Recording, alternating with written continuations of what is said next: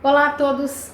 A união estável nem sempre será a melhor opção do que o casamento civil quando o casal quer se desvincular das regras da partilha de bens. E este será o assunto que vamos conversar hoje. Sou Isa Souza Araújo, advogada, e bem-vindos ao meu canal Seu Direito Online. Quando a pessoa deixa de ficar e passa a namorar? Para esta pergunta, cada um terá uma resposta, e o mesmo se dá quando com união estável. Alguns falam que deixa de ser namoro e para ser união estável quando a pessoa mora junto.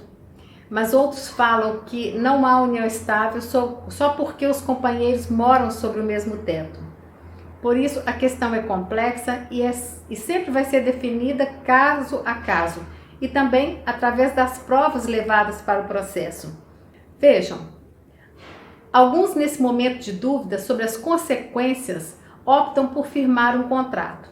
Mas dependendo do tipo de contrato firmado pelo casal para formalizar sua união, pode ter inúmeras implicações legais.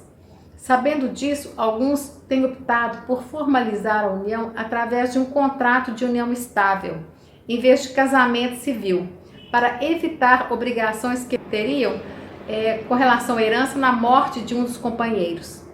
Ocorre que, além de a união estável também atrelar os companheiros a uma série de regras sobre herança, algumas questões ainda não estão muito bem definidas e a justiça pode ter diversas interpretações sobre a questão.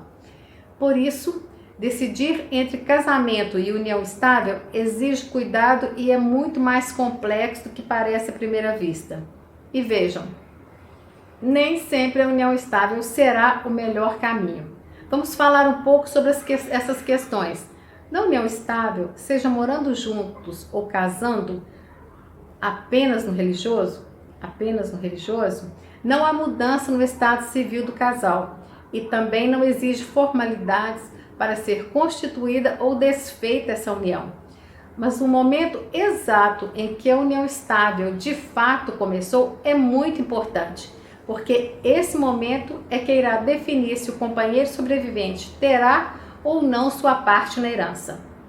Na esfera jurídica é chamada de matéria de fato, porque quando algo não é definido a partir da lei, cabe longa discussão.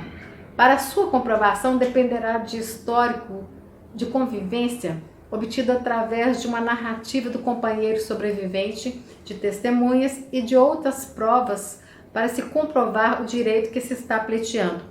Em alguns casos, pode ser de fácil comprovação a união estável, como quando o casal faz uma festa para formalizar a união. Mas na maioria das vezes, para essa comprovação, o processo pode ser mais difícil. A união também pode ser oficializada a partir de uma escritura feita em cartório. E se o casal quiser, nela poderá ser definido o regime de comunhão de bens, se comunhão parcial ou de separação de bens.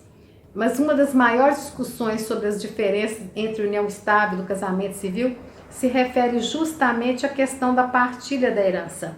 Segundo o artigo 1790 do Código Civil, a companheira ou companheiro participará da herança do outro quando os bens forem adquiridos durante a união. Mas nesse caso, os bens particulares, ou seja, aqueles bens adquiridos pelo companheiro antes do casamento, não se comunicam. Existe uma discussão, inclusive, sobre a constitucionalidade desse artigo, porque a Constituição deixa margem a uma interpretação diferente. Conforme estabelece o artigo 226 da Constituição, parágrafo 3º da Constituição Federal, a união estável é reconhecida como entidade familiar, devendo a lei facilitar a sua conversão em casamento. E já no artigo 1790 do Código Civil, diferencia a companheira da esposa. Existem algumas interpretações de que, ao ser mencionado na Constituição que deverá ser facilitada a conversão da união estável em casamento, ela na verdade está diferenciando uma coisa da outra. E por isso, quando não há definição do início de uma união, o advogado das partes farão suas defesas de acordo com o que convier aos envolvidos em cada caso. Haverá companheiro brigando para defender que o artigo 1790 é inconstitucional e o outro para defender que ele é constitucional. Aí vem a pergunta: que diferença faz ser ou não ser equiparado à esposa? Bom, o importante mencionar é que o companheiro é sempre herdeiro. Mas para entender o motivo dessa divergência, é preciso compreender o que ocorre no casamento civil em relação à herança. Vamos tomar o exemplo mais comum, o do casal casado sob regime de comunhão parcial de bens, que é o regime que vigora automaticamente quando não há pacto antinupcial. Neste regime, cada cônjuge é meeiro do outro, isto é, quando morre, o outro tem direito à metade dos bens que adquiriram na constância do casamento. De acordo com o artigo 1829 do Código Civil, o cônjuge, além de meeiro, é também herdeiro necessário e concorre com os descendentes na herança, ou seja, no caso do casamento em comunhão parcial de bens, além de ser meeira, a esposa ou o esposo concorrerá com os descendentes como herdeiro apenas da parte dos bens que ela não é meeira, o que ele não é meeira. Quando o casal não for casado no civil, no cartório, e estiver em união estável, com comunhão parcial de bens, o companheiro sobrevivente ficará com a meação dos bens apenas dos bens comuns, ou seja, daqueles bens que adquiriram juntos durante a união, e não concorrerá com os herdeiros necessários na herança dos bens particulares do companheiro falecido, ou seja, aqueles bens que o falecido adquiriu antes da união. Vejam que é justamente o contrário do que ocorre no casamento. Nesse caso, se a interpretação for pela constitucionalidade do artigo 1790, a companheira terá direitos diferentes do da esposa. Se julgar pela inconstitucionalidade do artigo 1790, a companheira terá os mesmos direitos que a esposa. Importante lembrar que as vantagens e desvantagens na condição de companheiro ou esposa dependerá unicamente do patrimônio deixado pelo falecido. Mas vejam, meus amigos, mesmo no regime de separação total de bens, o companheiro, assim como o cônjuge casado, neste regime, pode ser herdeiro, se o juiz assim entender. Mas existem também discussões se isso é válido ou não.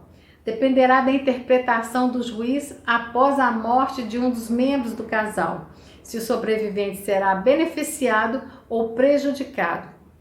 Por isso, na hora de fazer o planejamento de vida em comum e sucessório, convém ao casal pesar quem deve ser mais favorecido quando um dos dois vier a falecer, se serão os filhos ou o companheiro sobrevivente. Também é importante se informar sobre qual regime de bens e tipo de união é mais vantajoso para aquela configuração familiar, principalmente se houver algum familiar contrário àquela união. Por serem motivos de esclarecimentos constantes, espero que essas informações tenham sido importantes para vocês. Se tiver dúvidas, envie sua pergunta ou deixe seu comentário. Peço também que curtam e inscrevam-se no canal, para que possamos continuar desenvolvendo essas questões sobre direito, ok? Até o próximo vídeo.